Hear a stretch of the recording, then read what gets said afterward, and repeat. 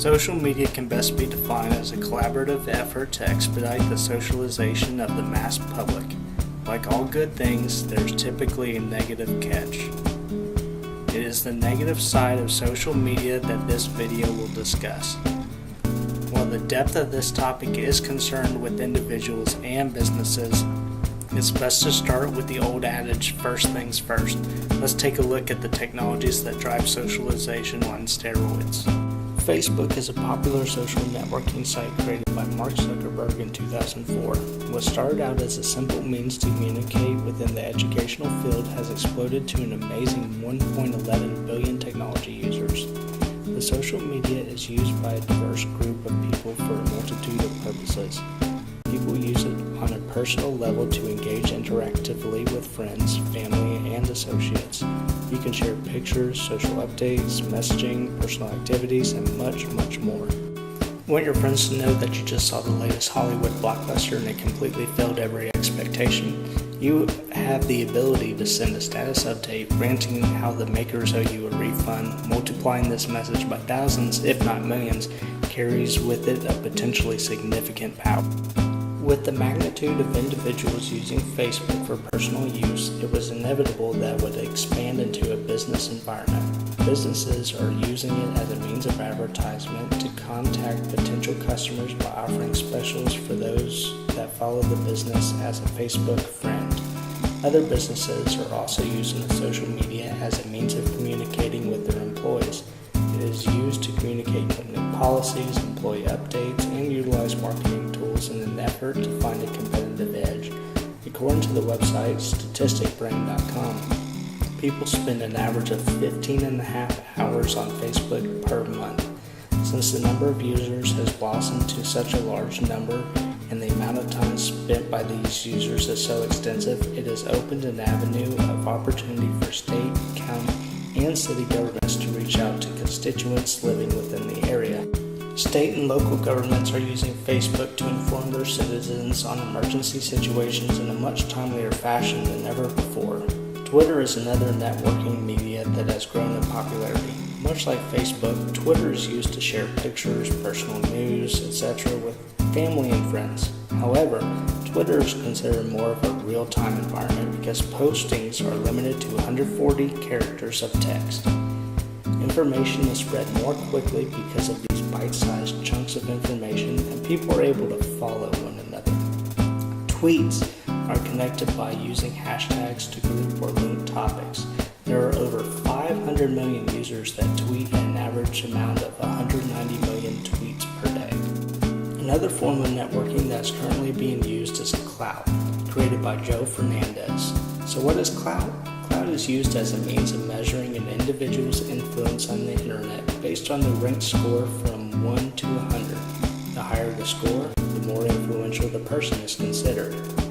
Over 100 million people have a Clout score, such as President Obama with a score of 99, Justin Bieber bringing in a score of 92, and Zooey Deschanel coming in at 86, just to name a few. These all sound like such wonderful social networking avenues that provide numerous benefits and extensive enjoyment. But like everything, there are shortcomings and negative impacts. The volume of information that is being shared through these social mediums is phenomenal. This opens the doors for predators and other malicious threats. Within the various social media tools, there are also various features that are added or changed over time, many without the knowledge of the people that are affected. A great example of this is Facebook's Beacon. Sean Lynn just purchased a fantastic diamond ring to give to his lovely wife for Christmas from Overstock.com. Little did Sean know that all of his friends, family, his wife who the present was for, instantly saw all of the details from his purchase, including the exact ring and price on Facebook. Surprise, there is no surprise. Meant as a way to advertise, Facebook Beacon broadcasts purchases from the various retailers instantly as a way to advertise. Sean never knew about this feature because it was hidden as an opt-out feature. What this means is that unless he went through the Facebook settings and explicitly switched the feature off, which is hard to do if you don't even know the program exists, the feature remains on. Facebook Beacon invaded Sean's privacy. According to Merriam-Webster, privacy is freedom from unauthorized intrusion. Should everyone know everything about everyone else? According to a class survey of students that are users of various social media platforms, including Facebook and Twitter, that answer is no. That does not stop information posted to just remain with friends. Let's take a look at a teenager who posts about weekends of drinking and debauchery while in reality they were coloring with their young siblings or watching old movies with grandma. This may be acceptable to impress shallow friends, but what happens when future admissions officers, employers, and even parents get a hold of this or other information like this posted online? How would you feel if you discovered that your significant other posted, "I can't wait to leave them right after the next big paycheck," on their personal blog? It is amazing how much information is shared in today's world, and not all of it should be posted. Teenagers, for instance, don't always use good judgment and post various personal details. What types of information is posted? Just a short list is name, address, phone number, instant messaging, screen names, emails, friends' names, who their spouse is, and even their current location. With just any piece of this information, all the other pertaining information can be discovered. You to look up a person you just met in public, take what piece of information you discovered back to your computer and plug away to find other interesting details.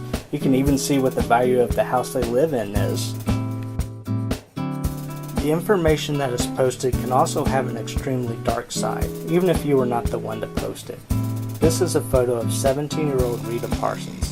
She became a victim of cyberbullying after a photo was posted on Facebook of her being allegedly raped at 15 years old by various male classmates.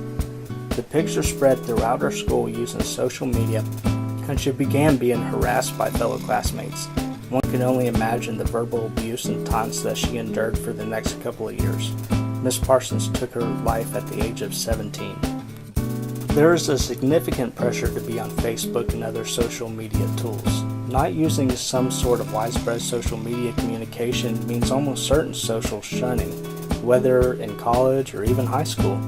If you're not on it, you're not popular. If you're not popular, then you're a social outcast.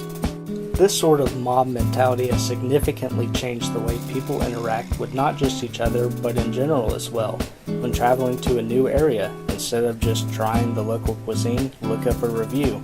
Tons of negative reviews for this one. Better just go to McDonald's. What you didn't realize that all those reviews came from the local football team that was banned because they tore up the bathroom. Too bad. You would have liked it. Similar to mob mentality is social proof.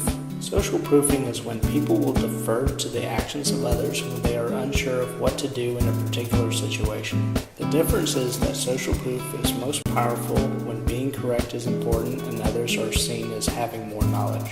Coupled with the fact that now, more than ever, people want their information in a fast, easy-to-digest format, has made blogs more influential than any other source of information. In social media, consumers will oftentimes turn to blogs to get recommendations on future purchases, for everything to stereo equipment to the best scissors for scrapbooking. But seeking these sources out is often done through the process of social proofing. Because particular bloggers has a high clout score or their page receives a lot of traffic, it is assumed that the source is a good one. This can be dangerous because the potential exists for individuals to falsely boost the appearance of that influence. Through the use of bots and buying accounts that have been set up to automatically like or repost your posts, it is possible to falsify your clout score and present misleading traffic figures. This can lead to the dissemination of information that has been poorly gathered and analyzed, or even outright misinformation due to the fact that their source hasn't been properly critiqued. Businesses are now utilizing social media applications like Facebook and Twitter as ways to instantly reach out and engage with new customers in a way that wasn't previously possible. But businesses can damage their reputation and sales just as easily as they can improve them. Just because a company has the ability to speak candidly with customers doesn't mean things like cultural sensitivity and good taste should go out the window. During the 2011 protests taking place in Egypt, designer corporation Kenneth Cole tactlessly tweeted, "Millions are in uproar in #Cairo. Rumor is they heard our new spring collection is now available online." And when Hurricane Sandy was happening, Urban Outfitters sent out the tweet, "This storm blows, but free shipping doesn't. Today only." And American Apparel emailed a Hurricane Sandy sale in which those living in the 9 eastern states most affected by the storm could receive 20% off. Insensitive posts like these cause a stir in the social media sphere, and harsh condemnation of the business's insensitive actions spread like wildfire. But failed attempts at humor aren't the only way in which a company can succeed in dissension from the masses.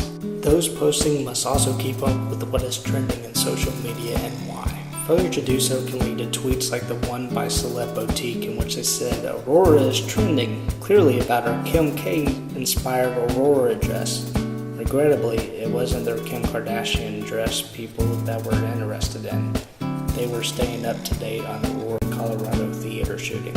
Social media also poses a security threat to businesses. Information is easily and quickly disseminated through social media, and a disgruntled or ignorant employee can now easily create a critical information leak. This was done by Sony's employee Jerry Lambert, who plays the fictitious character Kevin Butler for PS3 advertisements. Lamar, a software programmer, tweeted the 40-digit ID generator key for the PS3, which allows users to bypass the security along with the message, "Come at me," to the Kevin Butler character's Twitter account. Lambert, misinterpreting the tweet as Battleship reference, retweeted the entire code, instantly distributing the code throughout the Twitter sphere. The post was soon caught by Sony and taken down, but the damage had already been done, as the code can now easily be found with a simple Google search.